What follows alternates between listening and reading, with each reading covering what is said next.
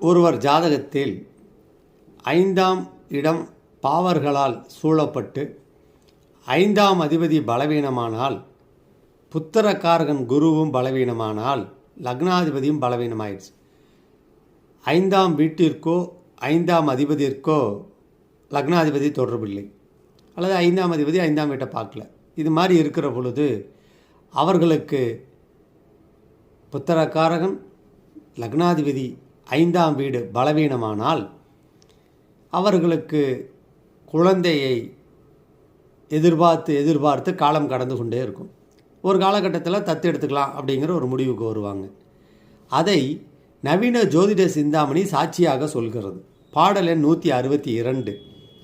மங்களனோடு மந்தன் மருவிய 5இல் வாழ, திங்களது தீயதாக ஜீவனுக்குரிய கோள் போய், புந்தியின் உறவு பெற்று புழுங்கிட, அவனகத்தே தங்களின் வாரிசாக தத்தன பிள்ளையை கொள்வார்.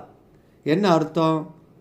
சந்திரன் தீயதாக பலமிழந்து புத்தஸ்தானமாகிய 5ஆம் இடத்தில் மங்களனோடு மந்தன் மருவிய 5இல் வாழ.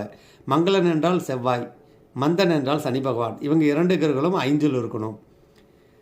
ஜீவனுக்குரிய கோள் போய் புந்தியின் உறவு பெற்று புழுங்கிட, லக்னாதிபதி புதனோடு கூடி மிதுனம் கன்னி போன்ற ராசியில் இருந்தால் அவர்கள் குழந்தை பேருக்காக நிறையா செலவு செஞ்சு தத்தெடுத்துக்குவாங்க. அது ஆரம்பத்திலே இது மாதிரி இருந்தால் கவனமாக பார்த்தால் சந்திரன் பலவீனமாக இருக்க வேண்டும், 5ஆம் இடத்தில் செவ்வாய் பகவானும் சனி பகவானும் இருக்க வேண்டும், லக்னாதிபதி புதனுடன் மிதுனம் கன்னியில் இருக்கிற பொழுது அல்லது புதனுடன் சம்பந்த பெற்றிருந்தாலும் மேற்கொண்ட திசாபுத்திகளை கவனித்து தத்து எடுக்கும் அந்த செயலை ஆரம்பத்திலே செய்தால் மழலை செல்வத்தை பெறலாம்.